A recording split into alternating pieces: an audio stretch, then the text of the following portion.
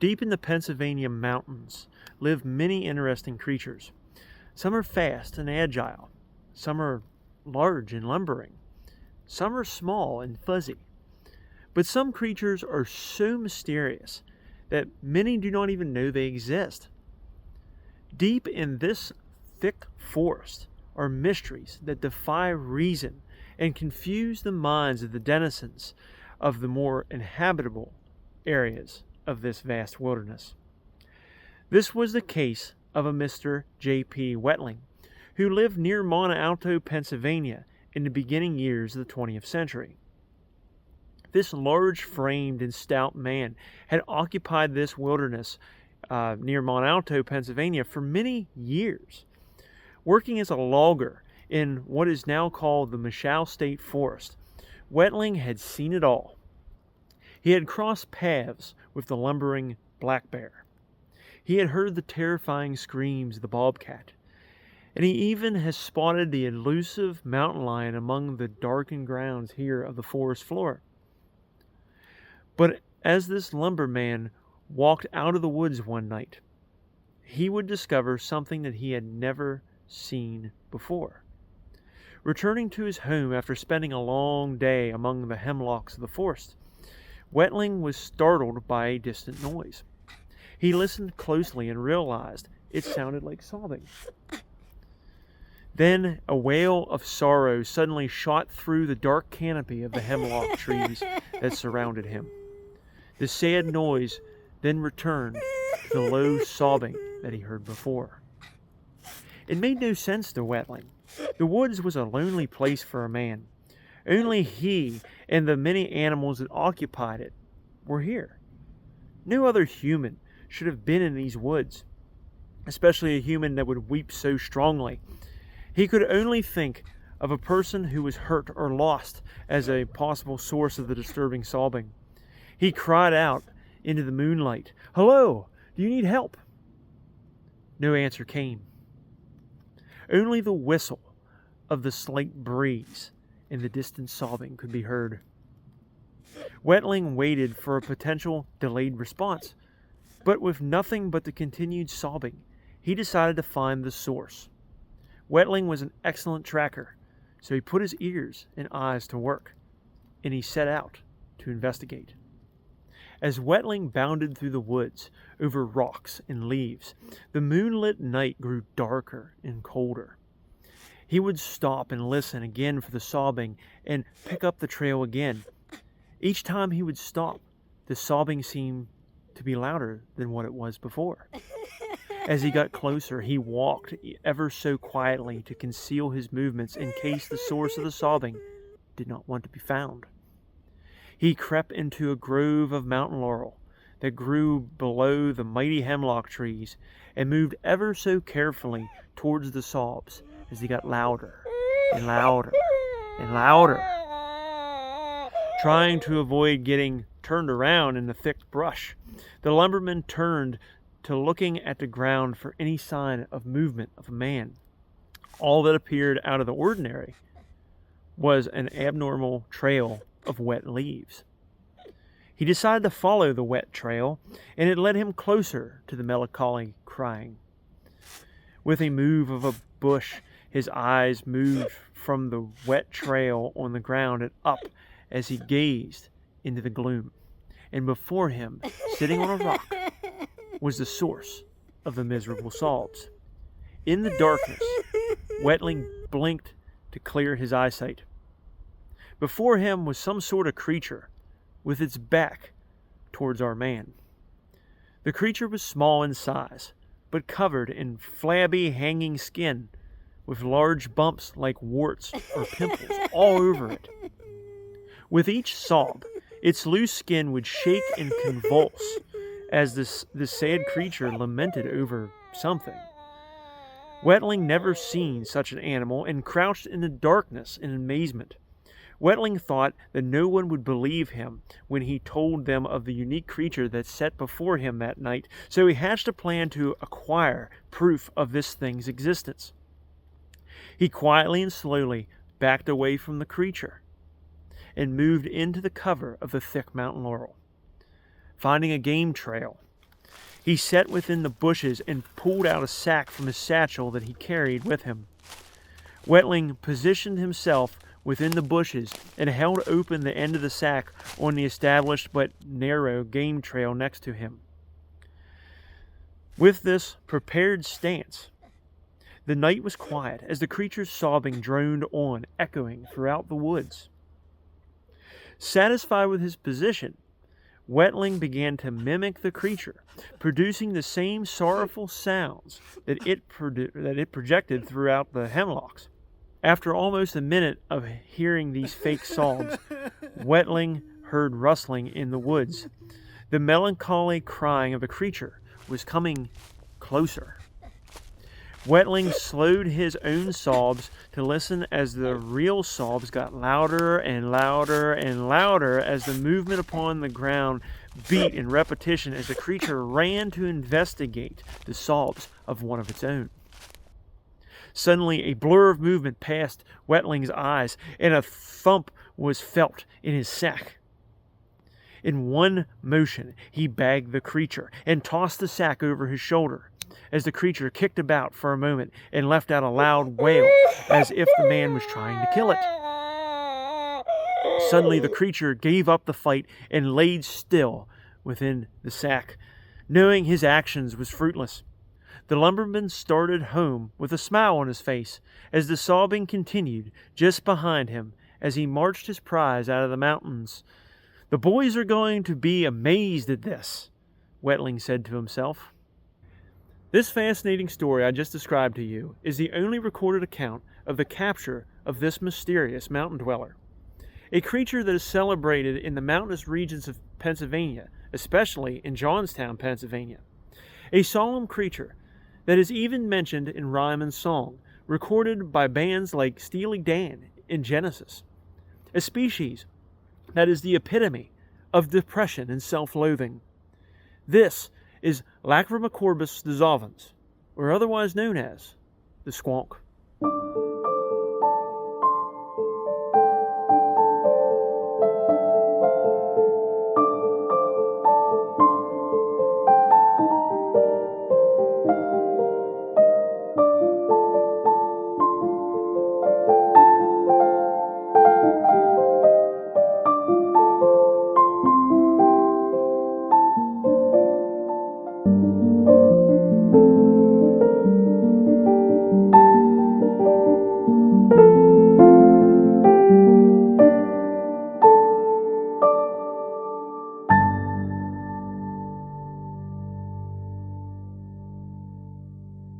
In the cryptozoology world, the squonk is a creature that is unique because its description and story tends to not change throughout time, yet it has wide following and knowledge, especially here in the mountainous regions of Pennsylvania.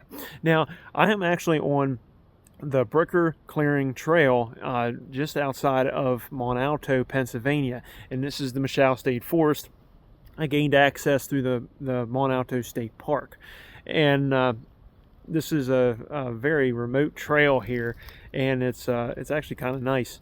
But that's where the original capture of the squonk that I just described to you occurred, so that's why I'm here at Mont Alto. But anyway, to get on with the squonk tends to be uniquely identified by its ugliness, which consists of loose-fitting skin that is covered with moles, warts, and pimples. It is often described as an elusive creature that avoids travel by day and sticks to moving at night when the dark can obstruct its appearance to other creatures in the forest to not scare them away. The squonk is a creature of shame. It despises itself, in particular its own appearance.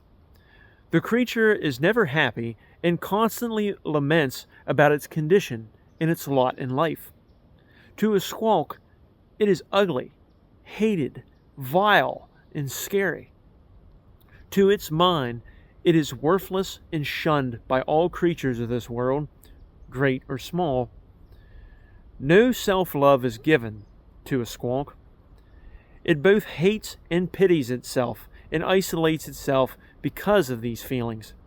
It is for these very reasons the squonk constantly cries. As the squonk goes about its nightly travels, it can be heard weeping and sobbing as it meanders through the dark hemlock forests here of Pennsylvania, typically leaving behind a wet trail of tears. This trail can be followed by hunters and other woodsmen who have a good eye to the ground and an ear to the air to listen to the lamenting sounds of the depressed and self-loathing creature. The success of these hunters is greatly increased on frosty moonlit nights when the squonk tends to shed tears more slowly and the creature prefers not to move about. But there is a reason why only one record exists of a capture of a squonk, and that is their defense mechanism for avoiding capture.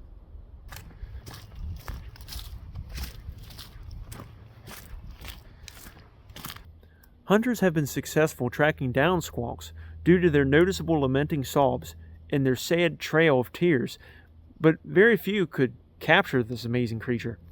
A unique prize to bring back and a rare wonder to behold, the squonk was a coveted animal. Once a hunter had cornered this creature, the amazing squonk would cry itself to tears, melting down to a puddle of sadness and despair, forever disappearing from the world that it feared the most. This metamorphosis would create a great despair to the hunter, who had now lost the unique creature he thought he had in his fingers, but that now just slipped right through them. The squonk's disappearance would bring great sadness to the person who wanted him most, and the squonk missed the opportunity to share his uniqueness by evaporating into plain, ordinary water, blending into his environment. It is this metamorphosis that creates the scientific name of this creature. Lacrimocorbus dissolvens is derived from the Latin words meaning tear, bawdy, and dissolve. Though this absurd crypto creature comes from the realm of folk tales, it does find itself embedded in modern science. In the world of chemistry, if a substance is identifiable while mixed in with other substances, but once isolated, decomposes or changes form, this is referred to as a chemical squonk. Much like the creature of our subject, this chemical substance, when you attempt to capture it, will cease to exist, leaving only a trace that it ever existed in the first place.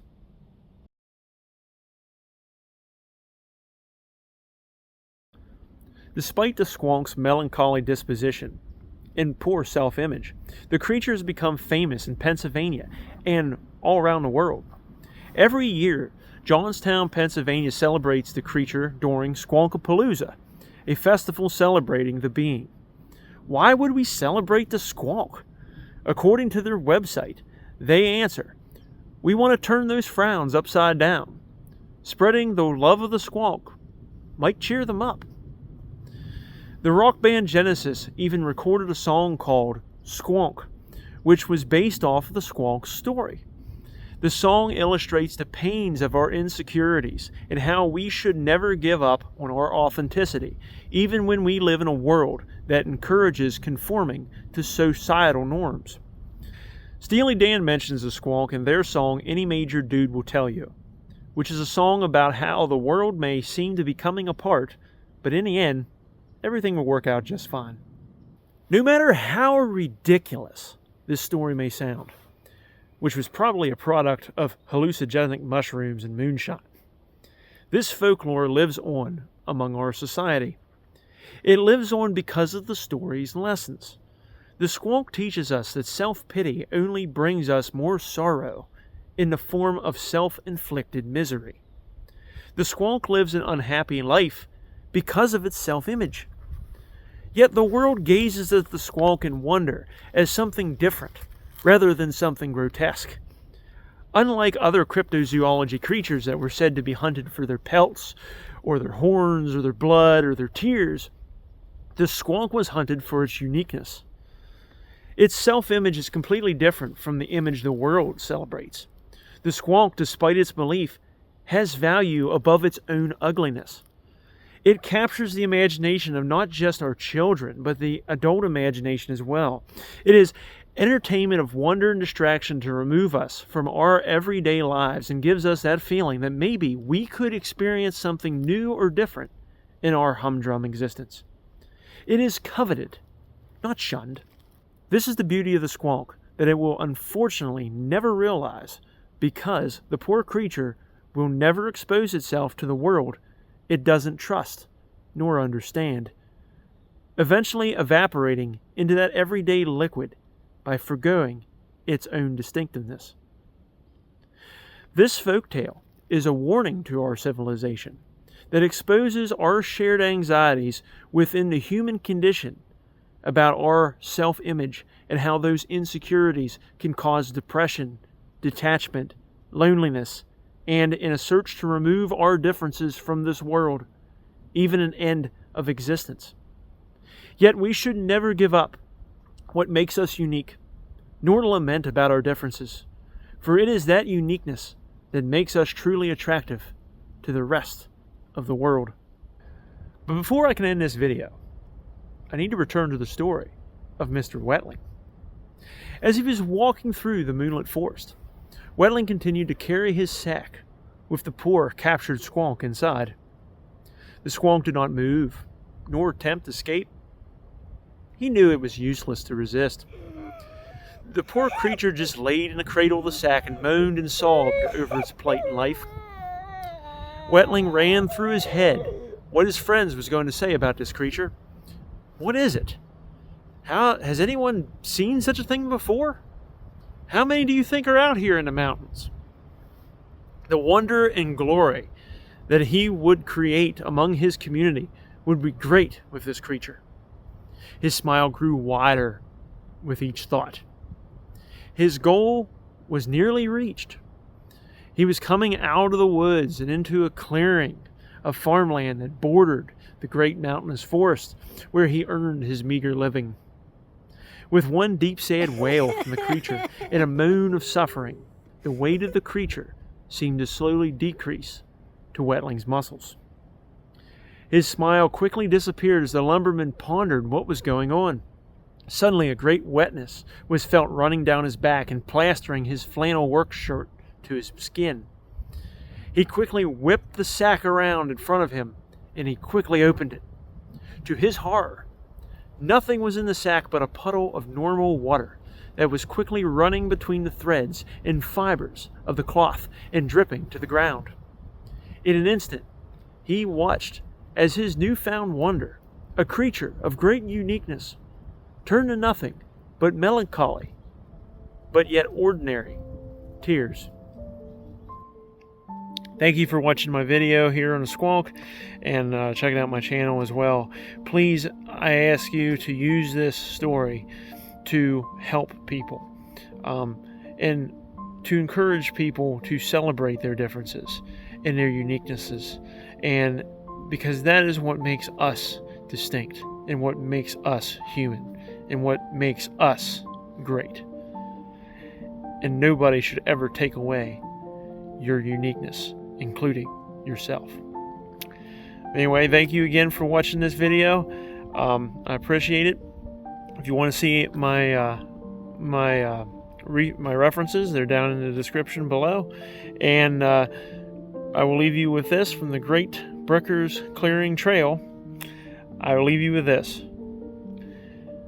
This is our history, and it is our duty to keep this history alive. We'll see you next time as I explore what in history.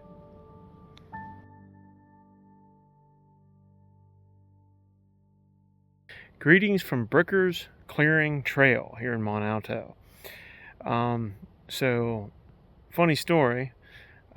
This is my first attempt at filming this video, and it has been a failure because I brought in all my equipment, filming equipment, and everything. I walked 1.7 miles back in to the woods here, and then I realized I forgot my script. And though I have some of the story up in my head, the idea of the script is to keep everything focused and timely on these videos. And I forgot. It's still on the printer at home. and I swore that I hooked it to my clipboard, but not so much. So, today was a failed attempt, and what you've seen previously before this is the actual filming. So, as you see, I did come back, but yeah, I'm an idiot.